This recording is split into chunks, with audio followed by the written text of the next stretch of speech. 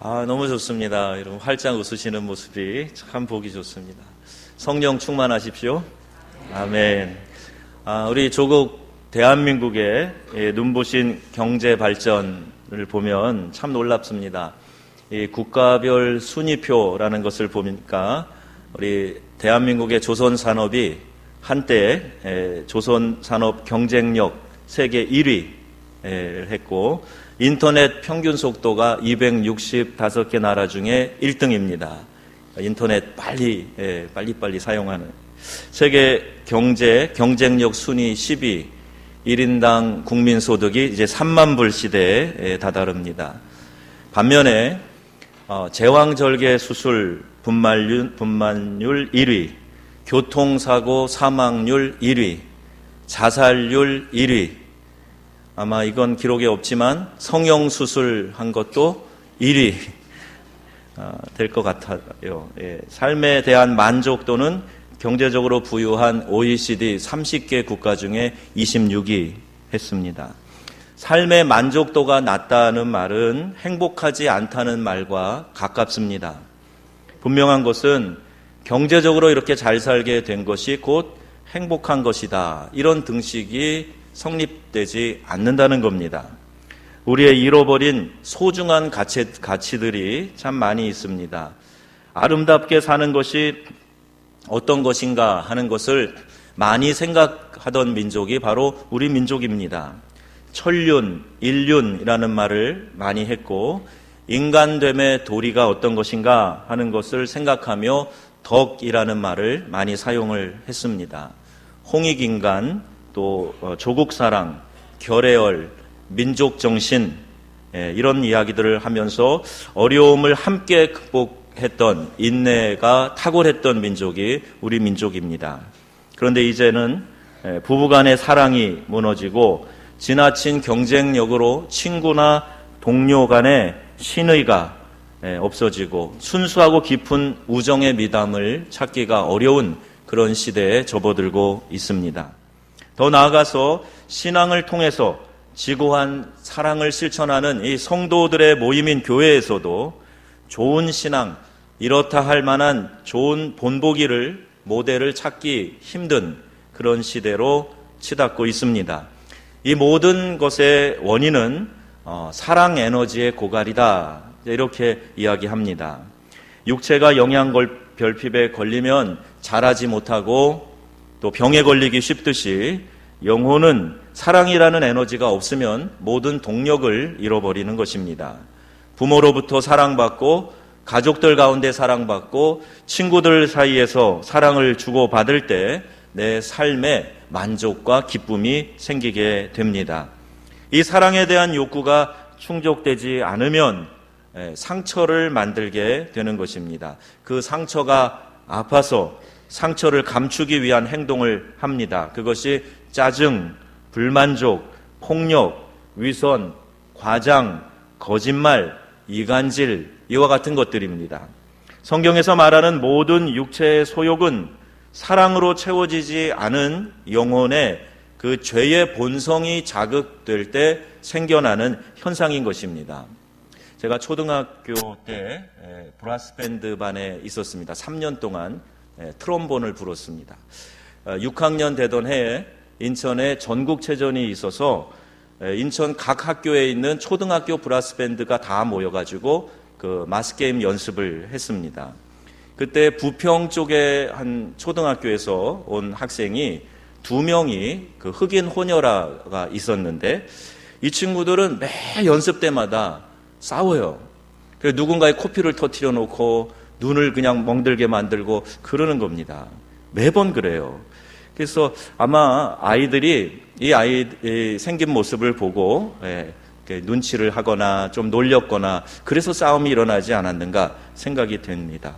아이들이 놀리는 것이 이 자신들의 마음에 깊은 상처로 자리 잡고 있었던 것이죠. 오늘 이 시대의 모든 사람들은 사랑을 갈구하고 있습니다.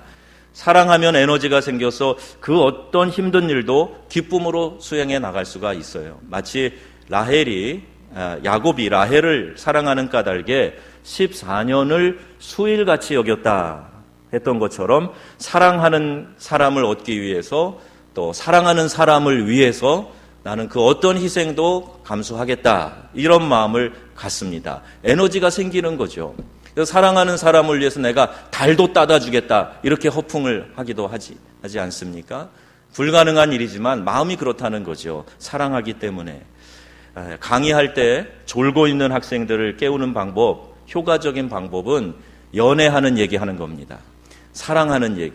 그래서 아이들도 좀 짜증이 나고 좀 이렇게 권태가 생길 때 선생님 첫사랑 얘기해 주세요, 이러지 않아요. 그럼 그 사랑 얘기를 하면 눈이 반짝반짝합니다. 아무도 조는 사람이 없어요. 우리 사람들은 본능적으로 사랑하는 것에 대하여서 갈구하는 그런 마음이 있습니다. 그런데 이 사랑은 그냥 감정이 아닙니다. 사탄이 우리를 속여서 감정에 끌리는 것이 사랑이라고 말합니다. 심지어 동성연애도, 비정상적인 불륜의 관계도 사랑하면, 사랑의 감정이 생기면 가능하다라고 속삭이는 것, 이건 사단의 유혹입니다.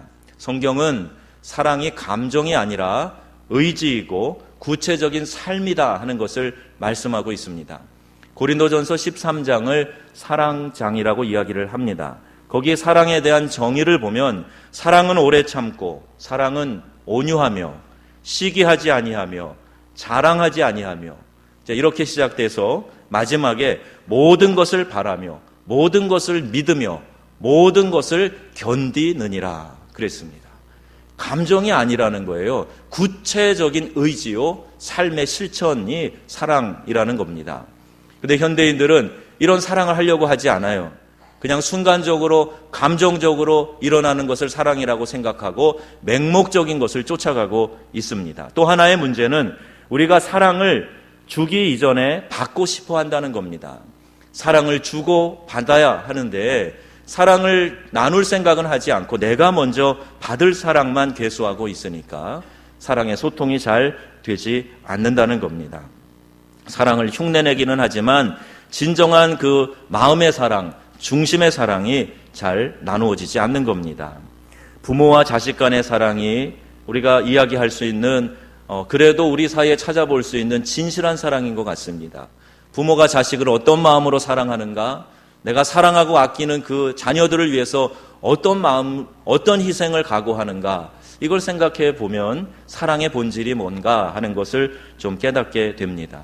성경은 우리 하나님이 사랑의 본질이시라고 말씀합니다. 하나님은 사랑이시라, 이렇게 정의하고 있습니다.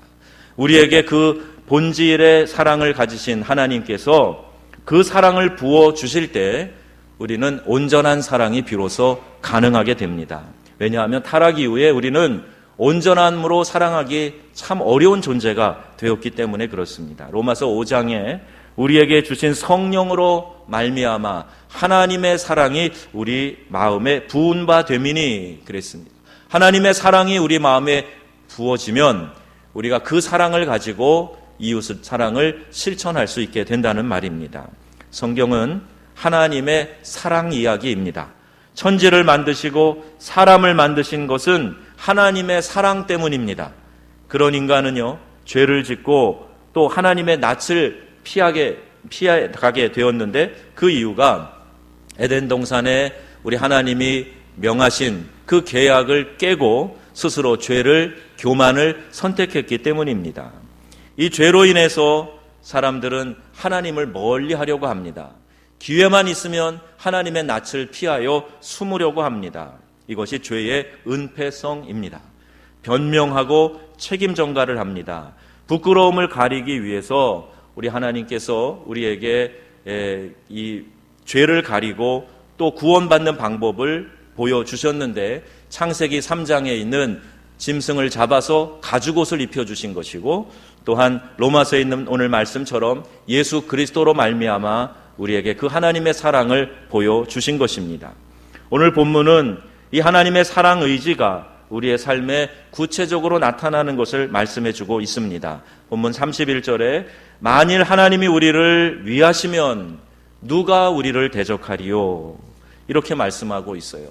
사탄은 참소자입니다. 고소자입니다. 대적자입니다. 사단이 우리 안에 넣어준 죄의 성품은 이처럼 고소하고 참소하고 대적하는 거예요. 내 안에 그런 마음이 일어나고 있다면 이것은 하나님의 성품이 아니라 사단이 내 안에 넣어준 것을 내가 지금 따라가고 있구나, 이렇게 생각하면 맞습니다. 또 누가 능히 하나님께서 택하신 자들을 고발하리요, 이렇게 말씀하지요. 여러분, 누구를 비난하는 것은 쉽습니다. 눈과 입만 있으면 할 수 있어요. 어디 흠집을 좀 찾아보자, 그리고 바라보면 보이게 되어 있습니다. 그리고 내 입으로 그것을 이야기하는 거예요. 우리가 하나님이 위하시면 누가 대적하리요 하는 이 말씀을 통해서 내가 하나님과 함께 하는지 이것만 점검하면 되는 겁니다.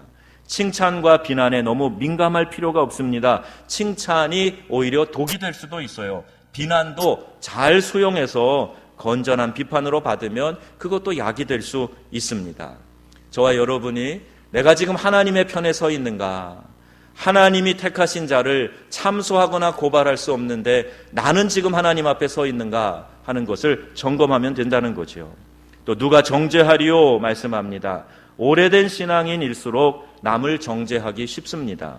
종교적인 형식을 많이 알기 때문에, 내가 그 삶에 젖어 있기 때문에 그렇지 않은 사람들을 정죄할 수가 있어요. 새로 믿은 사람, 믿음이 연약한 사람, 아직 세상적인 습관을 완전히 끊지 못한 사람, 그런 사람들도 우리 하나님이 사랑하시고 그들을 위해서도 예수께서 십자가를 지셨다 하는 것을 깨닫고 감싸주어야 됩니다. 정죄하고 비난하고 판단하는 것이 아니라 더 오른쪽으로, 옳은 길로 갈 수 있도록 인내하고 이끌어주고 기도해주는 그런 따뜻한 마음이 필요하다는 겁니다. 우리 교회에 새로 나와서 정착하시는 분들이 많이 계시는데 그분들에 대한 관심과 사랑 꼭 필요합니다. 그래서 우리가 다 같이 그리스도의 군사로 세워질 수 있도록 서로 격려하고 붙잡아주고 앞서가면서 이끌어주는, 또 뒤에서 밀어주는 그런 노력과 함께하는 마음이 필요하다는 겁니다. 성경은 말씀합니다. 누가 우리를 그리스도의 사랑에서 끊으리요? 환난이나 곤고나 박해나 기근이나 심한 가난이 찾아온다고 할지라도, 위험과 칼이 찾아온다고 할지라도, 그 어떤 것도, 그 어떤 존재도 우리를 그리스도의 사랑에서 끊을 수 없다라고 말하고 있습니다. 여러분, 신앙생활 하는데 어떤 핍박과 환난이 있으십니까? 제가 카메룬에서 선교하던 초창기에 제가 목회하던 그 카메룬 두알라의 한 교회에 주일학교 아이가 와서 선생님이 너 이름이 뭐니? 그리고 주일학교 등록카드에다 이름을 적었습니다. 그리고 나서 얼마 있다가 그 동네 장정 20명이 그 정글 칼을 들고 낫을 들고 교회에 쳐들어온 거예요. 누가 우리 이 아이의 이름을 교회에다가 등록하라 그랬느냐? 누가 아이의 이름을 교회에다 쓰라 그랬냐? 영혼을 팔아먹은 거다. 우리는 다 이슬람 교도인데 당신들 하여튼 큰일 날 줄 알아라. 이러고 겁을 주고 호통을 치고 돌아간 일이 있어요. 20세기에 들어서 19세기 전 기간 동안에 있었던 기독교 박해보다 더 심한 상황이 진행되고 있다. 이게 박해 지역을 찾아 보고하고 기도하게 하는 오픈도어 선교회 보고입니다. 19세기, 20세기에 들어와서 지금 많은 기독교 핍박 지역들이, 박해 지역들이 일어나고 있어요. 신앙 때문에 테러 당하고, 이슬람 국가에서 가족 명예살인 당하고, 그리고 혀가 잘리고 집이 불타고, 그 모든 위험 가운데에서도 신앙을 지키고 나가는 사람들이 있다는 말입니다. 여러분, 그 모든 위험에서도 하나님의 사랑이 끊어지질 않아요. 나를 구원하신 그 하나님의 사랑에서 나는 내 마음을 돌이킬 수 없고 배반할 수 없다. 그리고 믿음을 선택하고 이러한 핍박을 기쁨으로 받아들이고 심지어는 순교의 제물이 되는 사람이 이 지구촌 곳곳에 지금도 있습니다. 여러분, 하나님을 얼마나 사랑하십니까? 우리 하나님의 사랑은 여러분이 그 어떤 상황에 있다고 할지라도 여러분을 늘 추적하고 여러분과 늘 함께하고 여러분의 삶을 그 사랑으로 견인해 가고 계심을 믿으시기 바랍니다. 나는 연약해서 사랑한다고 고백하고 작정을 해도 자꾸 무엇인가 완전하지 않은 것을 보게 될 때가 있어요. 금방 나약해지고 포기할 때도 있습니다.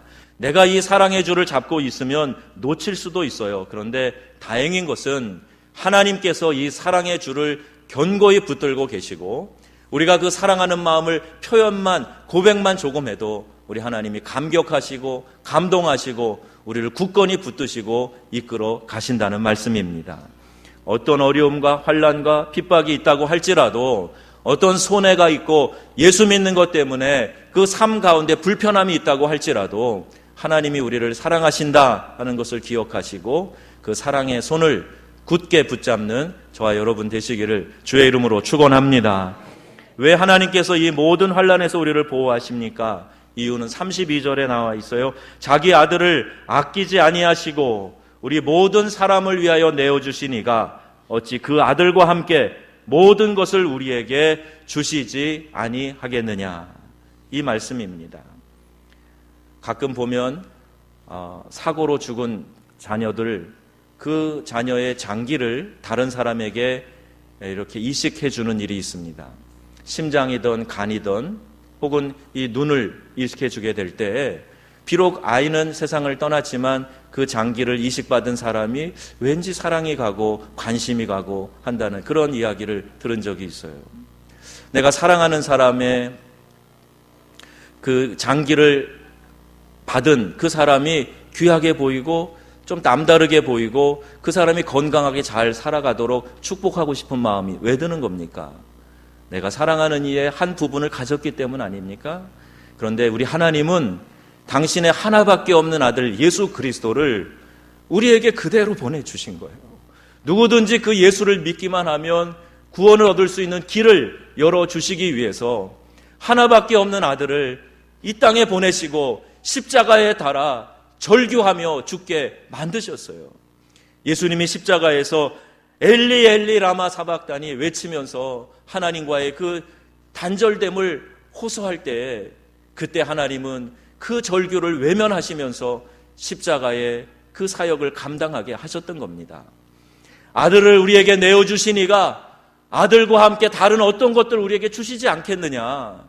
아들까지 내어주신 하나님이 우리의 삶을 보장하시고 사랑으로 견인해 가시지 않겠느냐. 이렇게 성경은 우리에게 말씀하고 있는 겁니다. 여러분, 그 어떤 연약함의 순간에서도, 환난이나 핍박의 순간에서도, 여러분 마음이 편치 않고 육체가 편치 않은 그 상황에서도 하나님의 사랑은 끝까지 나를 따라오시고 나를 붙드시고 그 어떤 것도 이 사랑에서 우리를 끊을 수 없느니라. 이 말씀이 여러분에게 심겨지시기를 주님의 이름으로 축원합니다. 이 땅에서의 삶의 문제 계속 찾아와요. 마치 사격장에서 이 표적을 맞춰 쓰러뜨리면 또다시 다른 표적이 일어나고 또 일어나고 하는 것처럼 계속해서 우리의 인생에는 문제들이 찾아오게 되어 있습니다. 그것에 두려워하지 마시고 그것으로 인하여 낙심하지 마시고 이러한 모든 상황에서도 하나님의 사랑이 나와 함께 하시니 넉넉히 이기느니라. 이 말씀 여러분 승리 보장 각서로 받으시기를 바랍니다. 내가 확신하노니 사망이나 생명이나 천사들이나 권세들이나 현재일이나 장래일이나 능력이나 높음이나 깊음이나 그 다른 어떤 피조물이라도 우리를 우리 주 그리스도 예수 안에 있는 하나님의 사랑에서 끊을 수 없느니라. 이것이 승리 보장 각서입니다. 여러분이 예수를 그리스도로 영접하셨다면 이 각서에 여러분의 이름이 쓰여 있고 여러분 사인한 거예요. 그리고 우리 주님께서 거기에 동시에 사인을 하신 겁니다. 나의 삶 가운데 승리를 보장하시는 그 하나님의 사랑에서 그 어떤 피조물도 끊을 수 없다는 이 승리 보장 각서를 여러분 든든히 간직하시고 약해질 때마다 이것을 꺼내보시고 믿음으로 나아가시기를 주의 이름으로 축복합니다. 우리는 그 사랑에 응답하기만 하면 돼요. 사랑의 끈을 붙잡고 우리는 그 사랑을 실천하는 삶을 살면 됩니다. 한국에 지금은 이 다문화 가족이 많아졌지만 얼마 전만 해도 이 독특한 우리 민족의식, 배타성 때문에 혈통의 배타성을 강조했어요.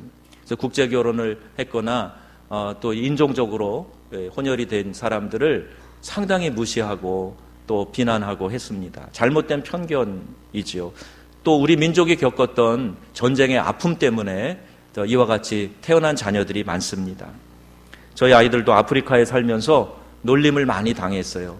군계일학이라고 미운 오리 새끼처럼 모양이 틀리게 생겼다고 흑인 현지인 아이들이 많이 놀렸던 그런 기억이 납니다.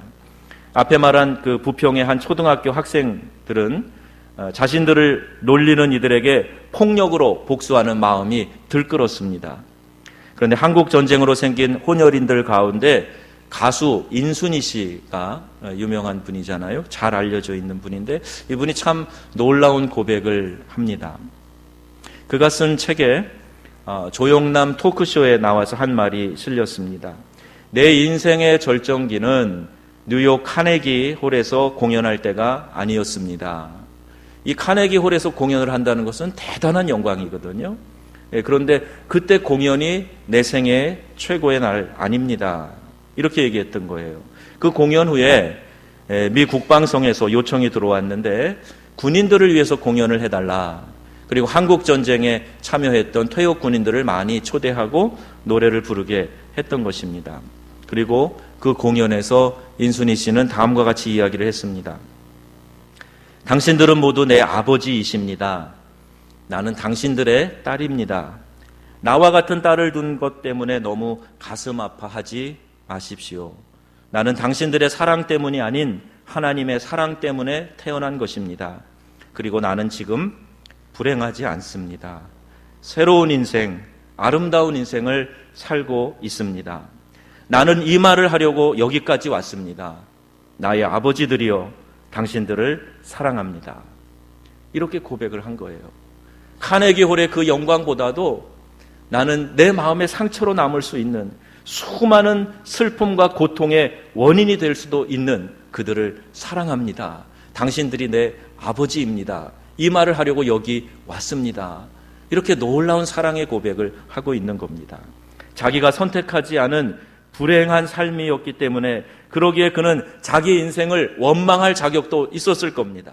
저주할 수도 있었고 하나님 앞에서 항의할 수도 있었을 겁니다. 왜 이런 모습으로 태어나서 이런 서름을 받게 하느냐고 울부짖을 수도 있었을 겁니다. 그러나 그가 새 인생을 살게 된 이유는 다름 아닌 하나님의 사랑 때문이었습니다. 하나님의 사랑이 인생을 새롭게 보게 했고 그동안의 과거를 다 지워버려도 괜찮은 유일한 소망의 이유가 되었던 것입니다.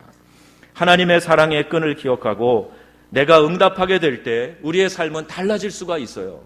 원망과 불평 속에서 왜 하나님 나는 이런 일을 경험합니까? 왜 하나님 나는 이렇게 지금 내가 원하는 대로 안 됩니까? 이런 불평과 원망, 나를 불편하게 하는 다른 사람 때문에 그것 때문에 짜증을 내고 불평하고 또 나도 다시 대적하고 하는 이런 것에서 우리는 하나님의 사랑을 깨닫게 될 때 진정한 자유자가 될 줄로 믿습니다.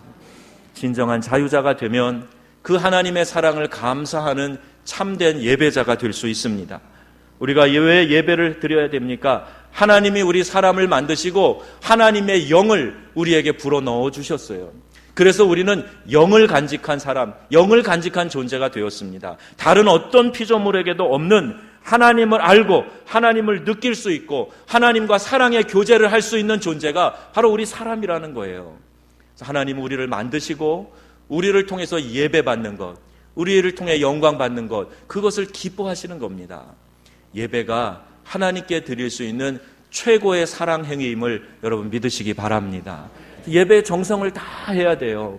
내 마음과 정성을 다 해서 주님 앞에 나와 예배하면 그 예배의 순간에 우리는 살아계신 하나님을 영으로 만나게 되고 내 영이 하나님의 영과 만나 교감하게 되고 그래서 내 영혼이 힘을 얻고 자유를 얻고 기쁨을 회복하게 되는 줄로 믿습니다. 이것이 예배의 능력이에요. 이것을 깨닫지 못하고 앉아 있으면 예배 드려도 아무런 감동이 없습니다. 예배를 드려도 회복과 치유가 일어나지 않는 겁니다. 여러분, 영이신 하나님께서 이 시간 내 영과 만나서 내게 자유를 주시고 능력을 베풀어 주심을 깨달으시고 또 그 만나 주시는 하나님께 감사하며 최선의 영광을 돌리시기를 주 예수님의 이름으로 축원합니다. 내가 여호와를 항상 내 앞에 모시며 그가 나의 오른쪽에 계심으로 내가 흔들리지 아니하리로다. 이러므로 나의 마음이 기쁘고 나의 영도 즐거워하며 내 육체도 안전히 살리니. 여호와와 함께하는 삶의 복된 고백입니다. 너는 마음을 다하고 뜻을 다하고 성품을 다하여 주 너희 하나님을 사랑하라. 어떤 고난도 절망도 환난도 곤고나 가난이나 위험도 우리를 예수 안에 있는 하나님의 사랑에서 끊을 수 없습니다. 그 하나님의 사랑에 응답하고 하나님을 사랑하는 예배자의 삶을 살아가시기를 주 예수님의 이름으로 축원합니다. 아멘.